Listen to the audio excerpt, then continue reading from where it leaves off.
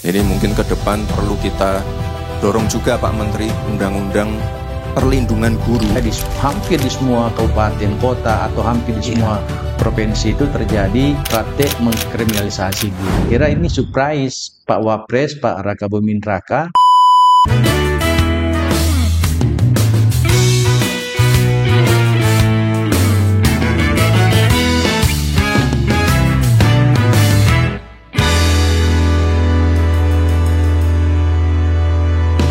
Assalamualaikum warahmatullahi wabarakatuh.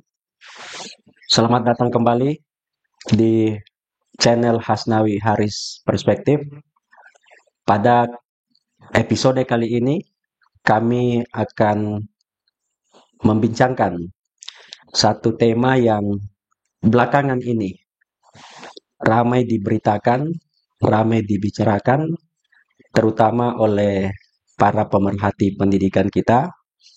Setelah Wakil Presiden Republik Indonesia Bapak Gibran Raka Buming Raka mention isu tersebut dalam pidatonya dan menyorotnya secara khusus. Untuk itu, kami di channel Hasnawi Haris Perspektif merasa perlu untuk membicarakan topik ini, dan hari ini Profesor Hasnawi Haris yang merupakan Ketua PGRI Sulawesi Selatan, juga sebagai guru besar di Fakultas Ilmu Sosial dan Hukum Universitas Negeri Makassar, akan menemani kita memberikan perspektifnya tentang isu tersebut. Untuk mengawali perbincangan kami, Prof, hari ini sehat kabarnya? Alhamdulillah sehat walafiat Pak Ari. Terima kasih Prof. Kita akan membicarakan tema tersebut tentang guru. Iya. Yang belakangan ini ramai diberitakan, terutama pasca viralnya beberapa guru yang dikriminalisasi, Prof. Iya. Nah, karena itu baik Pak Mendikdasmen, Pak Wapres merespon khusus. Iya. Barangkali perlu ada undang-undang perlindungan guru. Prof, untuk itu merespon isu tersebut dalam sudut pandang, dalam perspektif Prof, apa yang melatari mengapa undang-undang guru dan dosen yang sebetulnya sudah ada, undang-undang sistem pendidikan nasional juga sudah ada, tetapi sekarang muncul usulan baru, perlu ada undang-undang perlindungan guru. Itu apa yang mendasari usulan tersebut, Prof? Tentu ada yang melatarinya, Prof. Boleh diceritakan? Iya, makasih banyak Pak Ari. Jadi kalau kita bicara tentang perlindungan guru, ini sebenarnya isu yang sudah cukup lama, isu yang selalu up to date. Terutama ketika kita melihat bahwa nampaknya tidak juga berkurang. Iya. Bagaimana praktek kekerasan terhadap guru misalnya, atau dalam bahasa yang tadi disebutkan posisi guru itu dikriminalisasi. Jujur ya, kalau kita lihat secara regulatif ya memang sudah punya undang-undang tentang sistem pendidikan nasional, Ya. Undang-Undang nomor 20 tahun 2003. Kita juga punya undang-undang nomor 14 tahun 2005, Undang-Undang Guru dan Dosen, bahkan ada Peraturan Menteri Pendidikan dan Kebudayaan yang memang secara spesifik itu berbicara atau mengatur tentang perlindungan guru. Regulasi ini tentu sudah bagus. Ya.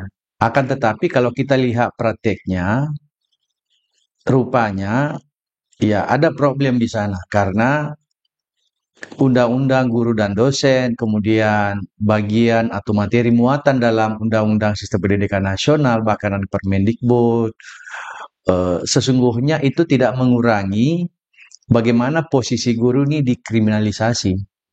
Nah, kita melihat secara personal saya melihat bahwa ini terjadi karena ada rezim Undang-Undang Perlindungan Anak yang secara spesifik mengatur tentang perlindungan anak. Anak.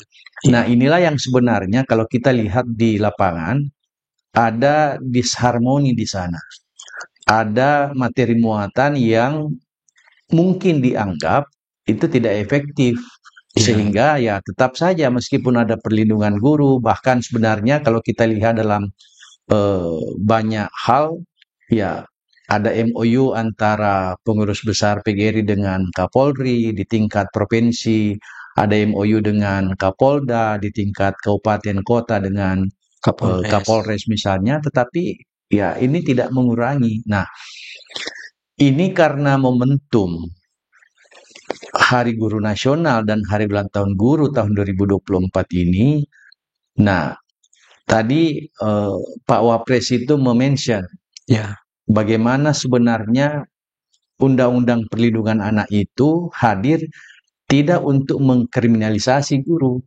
Jadi kehadiran Undang-Undang Perlindungan Anak itu sebenarnya harus ada sinkronisasi, ada harmoni di sana. Di satu sisi, siswa atau peserta didik dilindungi atau anak itu dilindungi, tapi sisi lainnya adalah secara paralel guru juga harus dilindungi. Nah, kalau kita melihat rumusan yang ada di dalam regulasi yang saya sebut tadi, nampaknya tidak cukup kuat untuk kemudian Undang-Undang Perlindungan Guru ini dianggap dibutuhkan untuk kondisi saat ini. Nah, kalau itu ada, maka ya tentu saja posisi guru dalam menjalankan tugasnya, posisi teman-teman pendidik dalam mentransformasi berbagai pengetahuan, sikap, keterampilan kepada peserta didik itu semakin bisa optimal karena guru tidak perlu lagi ketakutan atau tidak perlu khawatir bahwa kalau dia mendisiplinkan siswa,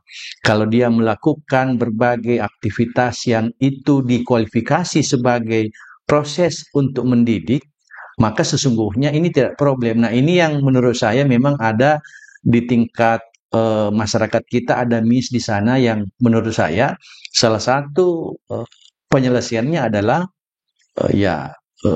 lahirnya Undang-Undang Perlindungan Guru, dan saya kira ini surprise Pak Wapres, Pak Raka Buming Raka itu menyebut secara khusus bahwa jika memungkinkan dibutuhkan Undang-Undang Perlindungan Guru yang kemudian di saat yang sama kalau guru dilindungi sebenarnya juga siswa terlindungi begitu. Jadi catatan pentingnya Prof adalah mencari titik harmoni antara Undang-Undang Perlindungan Anak dan sekaligus ada perlindungan guru. Iya. Bukan berarti kita mengabaikan, misalnya ada juga beberapa guru yang melakukan tindakan yang di luar batas terhadap anak, tapi ini upaya karena memang ada juga fenomena di mana guru diperlakukan secara tidak wajar, secara tidak adil atau di luar hukum. Iya. Nah, untuk menegaskan undang-undang yang sudah ada, maka diperlukan Undang-Undang Perlindungan Guru, Prof. Ya, di situ semangatnya. Sebenarnya di situ. Iya, jadi saya bilang sebelumnya bahwa ya regulasi relatif sudah ada, tapi nampaknya ini kan tidak cukup tidak cukup efektif kemudian untuk mengurangi tindakan guru dalam posisi dikriminalisasi. Nah, ini juga sebenarnya otokritik bagi kita yang ada dalam dunia pendidikan untuk kemudian memiliki perspektif yang tentu saja memang sudah harus berubah. Ya, praktek yang dilakukan oleh orang tua kita dulu di satuan pendidikan 5, 10, 20 tahun yang lalu memang itu sudah tidak tepat juga kemudian untuk secara serta-merta diadopsi pola itu. Nah, ini kan berkembang. Anak-anak yang kita didik misalnya adalah anak-anak generasi alfa, anak-anak generasi Z yang memang memiliki karakteristik yang berbeda dengan sangat berbeda, Prof. Generasi sebelumnya. Jadi para pendidik yang sekarang menjadi guru itu barangkali mengalami proses pendidikan yang sangat berbeda dengan karakter peserta didik yang sekarang mereka hadapi. Betul. Maka perlu adaptasi, Prof. Ya. Tapi dalam proses adaptasi itu profesi guru itu perlu dilindungi seperti yang tadi Prof berikan catatan khusus. Jadi semangatnya adalah melindungi profesi guru, Iya. sehingga dalam menjalankan tugasnya, menjalankan perannya, itu tidak perlu khawatir atau Iya. takut. Eh, Kalau melihat atau membaca di media, Prof, narasi tentang perlindungan guru seringkali dihadap-hadapkan dengan perlindungan anak. Barangkali perlu ada catatan tambahan, Prof. Sebaiknya pengaturannya ini seperti apa agar perlindungan anak di satu sisi tetap berjalan efektif, tapi di sisi yang lain, guru yang sedang menjalankan tugasnya juga terlindungi. Iya. Apakah eh, undang-undang perlindungan anak yang perlu direvisi, atau undang-undang perlindungan gurunya yang perlu dibuatkan kepastian, dalam arti dibuatkan undang-undang, Prof? Itu perlu dipertegas, Prof. Kalau kita lihat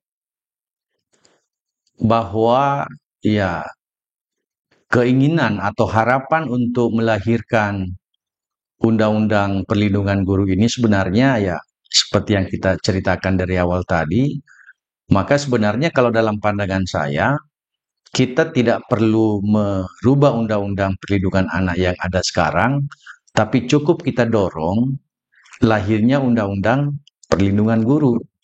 Nah, kalau kita lihat dari materi muatan yang ada dalam beberapa regulasi yang mengatur sebelumnya dalam Undang-Undang Sistem Pendidikan Nasional, dalam Undang-Undang Perlindungan, Undang-Undang Guru dan Dosen, kemudian ada Permendikbud tentang perlindungan guru, nampak di situ sebenarnya ada yang miss di sana.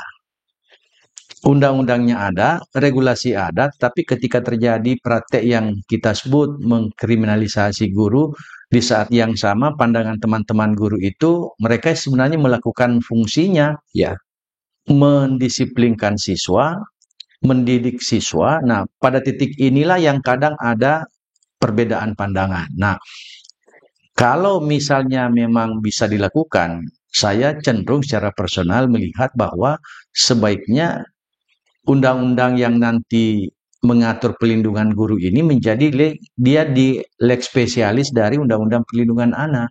Karena apa? Ya jujur, ya tentu tantangan yang dihadapi oleh teman-teman guru hari ini itu berbeda dengan tantangan yang dihadapi oleh teman-teman guru 5, 10, apalagi 20 tahun yang lalu.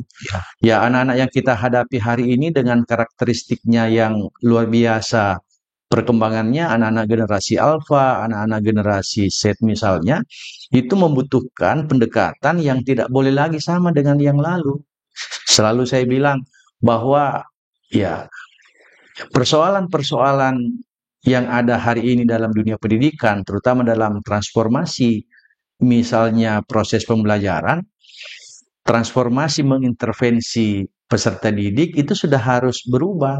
ya, Tidak boleh kita misalnya berpandangan bahwa dulu kan waktu kita dididik misalnya 5-10 tahun yang lalu masih ada praktek-praktek yang bisa kita kategorikan menurut perspektif Undang-Undang Perlindungan Anak itu kekerasan, ya di teman-teman para pendidik menganggap sebenarnya ini proses mendisiplinkan. iya, Kan juga ada putusan Mahkamah Mahkamah Agung. yang kemudian memberikan ruang untuk itu. Tapi kan yang ada terjadi hari ini, ya kasus yang terakhir kan, Iya, kita tahu ketika Ibu Supriyani yang ada di Konawe Selatan itu kan menjadi pemicu. Nah, iya, harapannya tentu bahwa dengan adanya Undang-Undang Perlindungan Guru itu, aspek-aspek yang kemudian tidak diatur dalam regulasi yang ada dalam Undang-Undang Sistem Pendidikan Nasional, Undang-Undang Guru dan Dosen, kemudian Permendikbud tentang perlindungan guru itu masuk di sana sehingga ada sinkronisasi secara horizontal antara dua materi undang-undang ini. Nah, kalau ini jalan, saya kira yang harus terpahami, ya kami misalnya sebagai pendidik itu memandang, sebagai dosen melihat bahwa sebenarnya ketika guru dilindungi, ya, dan itu diatur dalam Undang-Undang Perlindungan Guru, maka sebenarnya secara otomatis siswa juga atau anak-anak juga terlindungi. Karena tidak mungkin dilahirkan Undang-Undang Perlindungan Guru, anak-anak dilindungi, guru tidak dilindungi, atau sebaliknya, guru dilindungi, siswa tidak dilindungi. Nah, kalau ada undang-undang ini, menurut saya jauh lebih efektif, dan teman-teman tidak perlu khawatir seperti yang kita bilang tadi, mereka menjalankan tugasnya mentransformasi kognisi atau pengetahuan, sikap, keterampilan, dan melahirkan inspirasi, melahirkan anak-anak yang hebat misalnya, itu tidak perlu kita sanksikan. Menarik, Prof. Saya meng-highlight catatan Prof tadi bahwa melindungi guru itu Ya. sebetulnya melindungi sekaligus anak-anak kita, Ya, para siswa sekaligus.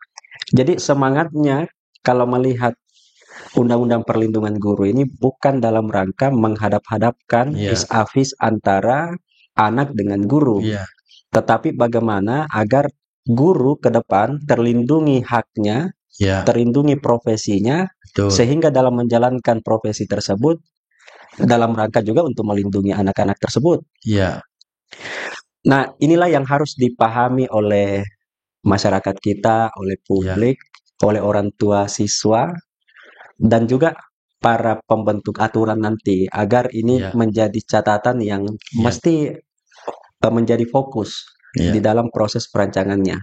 Prof, karena ini masih ius constituendum, masih sedang dibayangkan, Prof, meskipun isunya sudah lama. Ya.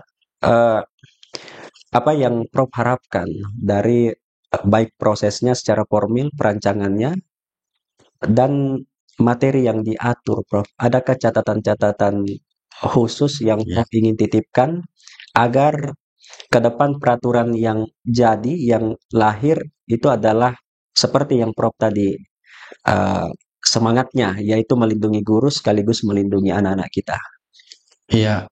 Jadi kalau kita lihat momentum di rapat koordinasi evaluasi pendidikan dasar menengah, di mana Pak Wapres menyampaikan memention khusus tentang perlunya undang-undang perlindungan guru misalnya, ini sebuah harapan besar sebenarnya, sebuah keinginan yang sudah lama terpendam para pendidik, para guru dan dosen untuk melihat bahwa memang saatnya guru itu tidak lagi dalam posisi seperti yang kita baca hampir di semua kabupaten kota atau hampir di semua provinsi itu terjadi praktek mengkriminalisasi guru. Nah, kita melihat bahwa dengan adanya undang-undang perlindungan guru yang lahir nanti, betul-betul teman-teman guru itu sudah powerful menjalankan tugasnya mendidik anak bangsa. Ingat, kita ingin masuk pada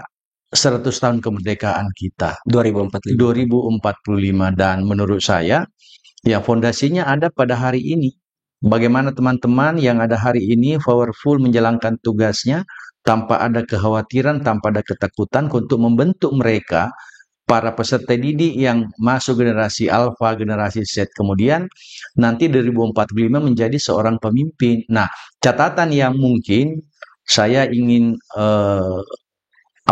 mengusulkan adalah pertama, ya harus disadari dulu bahwa sebenarnya kalau kita bicara tentang guru, perlindungan guru, maka sebenarnya yang juga harus jadi perhatian adalah bagaimana sistem rekrutmen guru. Bagaimana sistem rekrutmen guru, atau bagaimana anak-anak kita yang mau jadi guru, seperti apa misalnya ujiannya. Tentu secara nasional kita sudah punya.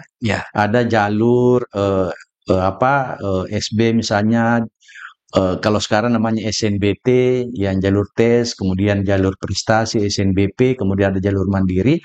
Tapi khusus untuk yang mau jadi guru, sebenarnya kalau saya itu juga harus diatur dalam undang-undang perlindungan guru. Ini bagian dari upaya preventif kita untuk melacak sebenarnya apakah anak-anak kita yang mau jadi guru ini benar-benar dari awal tersaring secara selektif, punya bakat, punya minat, panggilan jiwa, dan idealisme. Nah, kalau misalnya mereka memiliki itu, insya Allah, misalnya ya dengan adanya dukungan undang-undang perlindungan guru misalnya, teman-teman yang masuk di LPTK misalnya yang mau jadi guru, dengan segala macam konsep yang bisa kita pakai, itu relatif tidak terlalu berat. Karena dari awal sistem rekrutmen itu terpetakan bahwa anak-anak yang mau jadi guru adalah anak-anak yang memang punya bakat, yang saya sebut tadi, punya bakat, minat, panggilan jiwa, dan idealisme. Itu satu. Terus yang kedua, harus diasumsikan bahwa ketika guru menjalankan tugasnya dan ketika anak-anak juga mengikuti proses pendidikan di satuan pendidikan, maka sebenarnya itu yang saya sebut tadi, Ya. masyarakat tidak perlu ragu, para pembentuk undang-undang nanti tidak perlu khawatir, karena dalam pandangan kita, dalam pandangan saya secara personal, bahwa ketika undang-undang ini dilahirkan, undang-undang perlindungan guru di satu sisi, sebenarnya di saat yang sama siswa terlindungi, Ya. peserta didik terlindungi. Tidak boleh tentu terjadi karena mau dihadap-hadapkan undang-undang perlindungan anak, kemudian ada undang-undang perlindungan guru, yang undang-undang perlindungan anak melindungi siswa atau anak, sementara ya undang-undang perlindungan guru melindungi khusus guru. Tidak. Nah, dalam pandangan saya, nah inilah yang kemudian memang harus betul diatur sinkronisasi antara materi muatan dua undang-undang ini. Kalau kita tidak lakukan, maka ada kesan atau mungkin ada problem nanti di lapangan. Nah, kalau ini yang terjadi tentu tidak akan efektif. Itu yang kedua.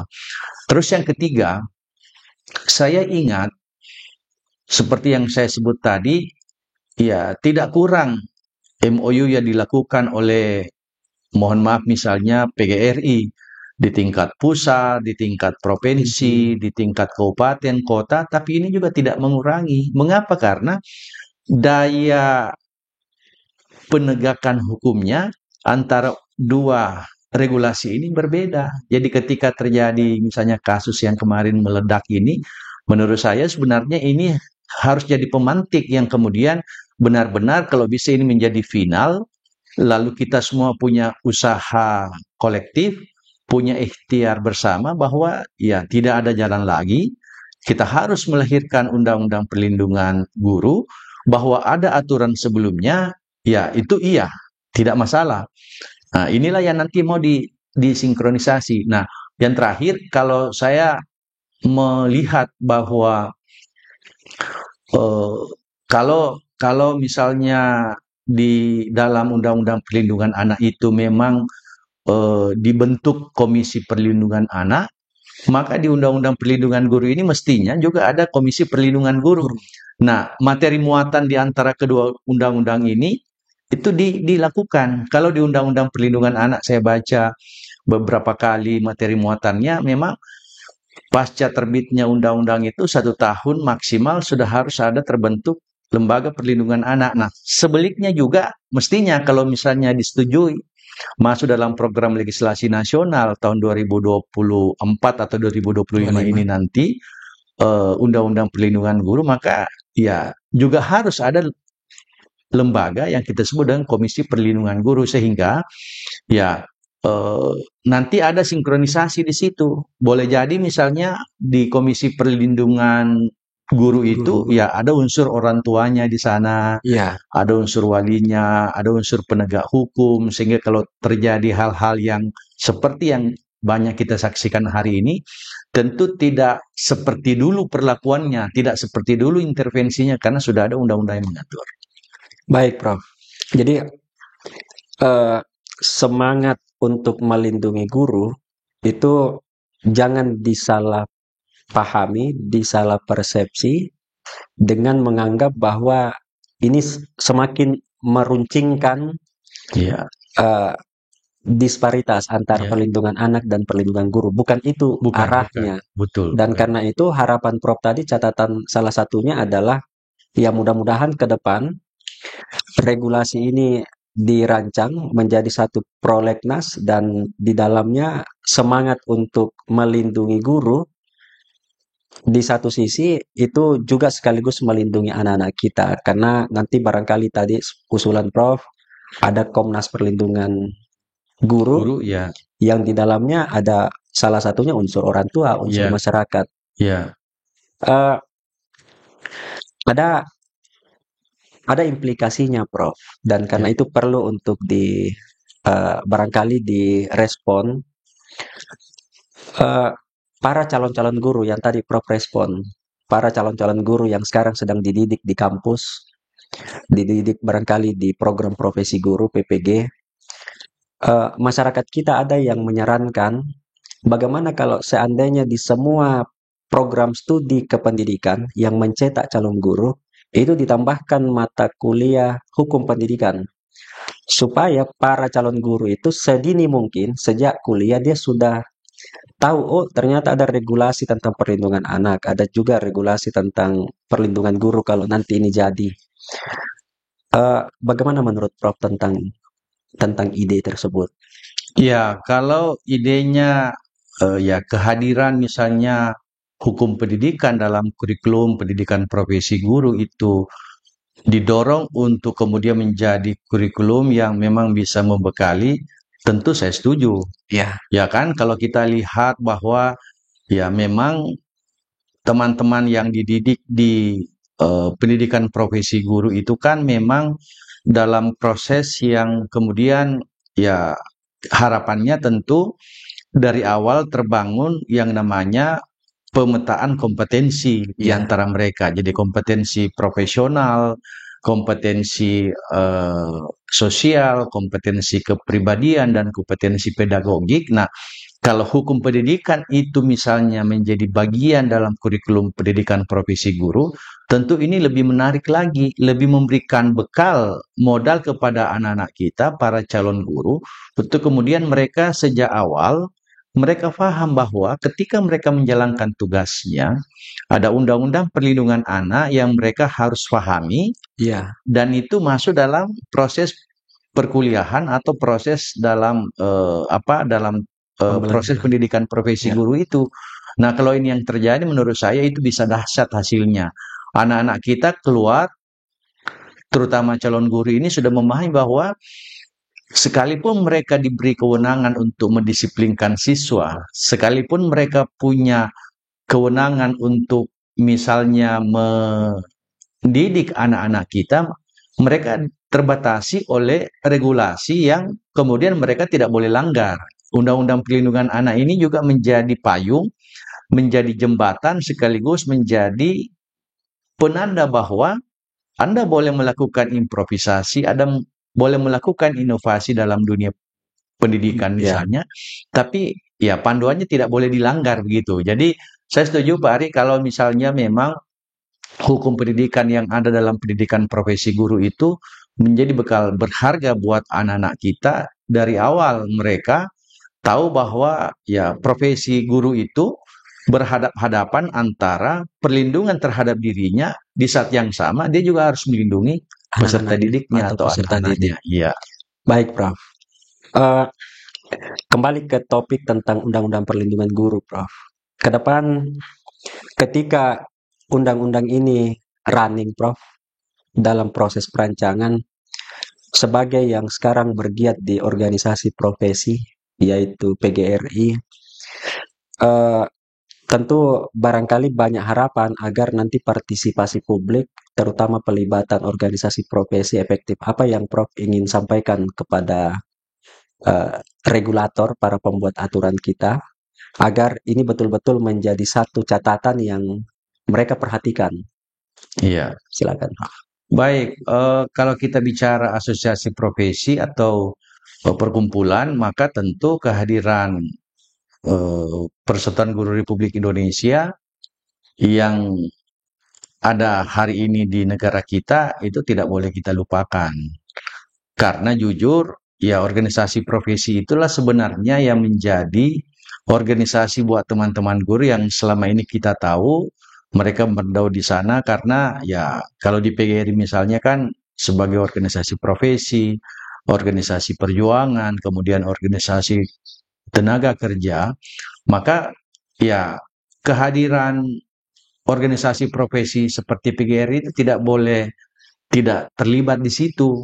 Dia mewakili profesi yang kita tahu jumlahnya sangat banyak dan buat mereka ya nanti kalau misalnya ada uji publik tentu masyarakat yang lain terlibat. Ya. Tapi saya kira kalau kita bicara organisasi profesi maka PGRI harus masuk di dalam untuk memastikan bahwa praktek yang selama ini mereka lakukan, interaksi yang selama ini mereka rasakan itu akan menjadi pengalaman berharga buat mereka dalam rangka memastikan bahwa betul-betul nanti materi muatan dalam Undang-Undang Perlindungan Guru itu komprehensif, mengatur dari aspek A sampai Z, sehingga ketika running Undang-Undang Perlindungan Guru ini, hal-hal yang lain tentu tinggal teknis, misalnya ya butuh misalnya aturan turunan dari Undang-Undang Perlindungan Guru, ada peraturan pemerintah yang kemudian itu nanti bisa disesuaikan. Ya, provinsi membuat perdanya, kabupaten buat perdanya, dan seterusnya. Ya. Prof, kita sudah sampai di akhir acara. Setelah mengulas rancangan Undang-Undang Perlindungan Guru, yang tadi saya kira ada beberapa catatan Prof sampaikan, mungkin sebagai penutup, barangkali ada harapan-harapan tertentu, ada catatan-catatan tertentu yang Prof ingin sampaikan, tidak hanya kepada orang tua pendidik, tapi juga untuk pemerintah, dalam hal ini kementerian terkait dan DPR di komisi terkait, agar isu yang sudah menggelinding ini bisa di finishingnya bagus, Prof, sesuai dengan harapan kita semua. Silakan, Prof.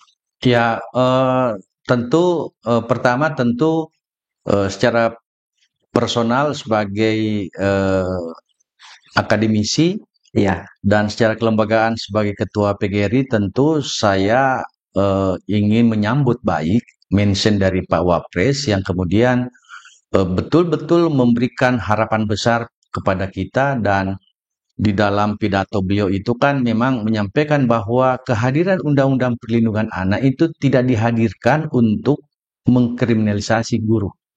Jangan kehadiran Undang-Undang Perlindungan Anak ini justru guru merasa tidak terlindungi. Nah, saya kira satu-satunya jalan untuk memastikan bahwa ketika anak-anak terlindungi menurut regulasi, katakanlah di dalam Undang-Undang Perlindungan Anak, maka di saat yang sama dibutuhkan juga Undang-Undang Perlindungan Guru, yang kemudian juga tidak boleh kita katakan bahwa kehadiran Undang-Undang Perlindungan Guru itu akan mengkriminalisasi peserta didik atau siswa. Nah, kalau pandangan ini sudah ketemu, menurut saya memang tidak ada jalan. Menurut saya, kita tentu sebagai masyarakat mendorong kepada DPR RI, terutama di Komisi 10, untuk kemudian tentu melakukan pemetaan, melakukan kajian apakah betul-betul memang Undang-Undang Perlindungan Anak ini sudah sangat mendesak misalnya, meskipun tentu saya secara personal sebagai akademisi memandang itu dibutuhkan, itu satu.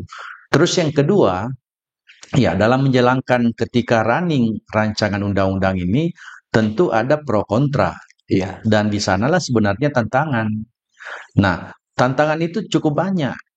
Ya, sama ketika sebuah regulasi dijalankan di awal tentu ada banyak tantangan. Perlu adaptasi di situ, perlu penyesuaian dari sisi kontennya atau isinya atau materi muatannya, dari sisi kemasannya, dari sisi implementasinya, sehingga memang untuk kemudian memastikan ketika ini jalan, ya bapak-bapak, ibu-ibu, para anggota DPR yang mulia itu kan melakukan uji publik. ya, Mereka akan mendapatkan tentu gambaran tentang bagaimana sosok, bagaimana tipologi rancangan Undang-Undang Perlindungan Guru yang dihasilkan yang menyelesaikan persoalan. Sekali lagi menyelesaikan persoalan.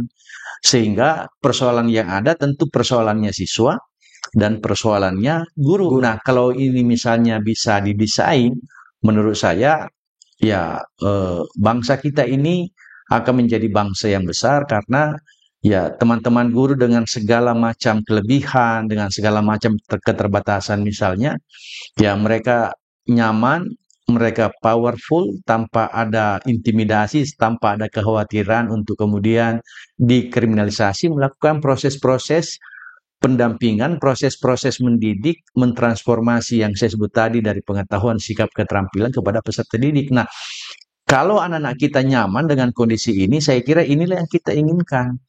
Ya, bahwa misalnya sudah ada itu yang selalu jadi catatan, misalnya bahwa sudah ada regulasinya sekarang, tapi kan faktanya ini tidak cukup efektif kemudian untuk untuk meminimalkan praktek-praktek yang katakanlah praktek kriminalisasi guru itu. Terus yang terakhir, harapan saya tentu sebagai pendidik, sebagai akademisi, kita juga harus menyadari bahwa dunia hari ini sudah berubah. Ya, Peradaban pendidikan juga berubah. Saya sebut tadi bahwa anak-anak yang kita hadapi adalah anak-anak yang punya karakteristik unik sebagai generasi alfa, karakteristik yang unik sebagai generasi Z, dan menurut saya guru harus kemudian memiliki platform yang kemudian itu cukup efektif untuk menyesuaikan, mengadaptasi proses mendidik tadi, proses mendisiplinkan dengan karakteristik itu. Nah, kalau ini terjadi menurut saya, satu sisi Undang-Undang Perlindungan Anak jalan efektif, dan insya Allah Undang-Undang Perlindungan Guru juga akan efektif jalan. Nah, kalau ini jalan dua-dua, menurut saya persoalan besar dalam dunia pendidikan kita, terutama dalam memposisikan guru yang kita sebut tadi, dikriminalisasi, itu menjadi, insya Allah menjadi selesai semua, saya kira. Itu Pak Ari, ya. makasih Prof. Pemirsa Hasnawi Haris Perspektif, demikianlah perbincangan kami.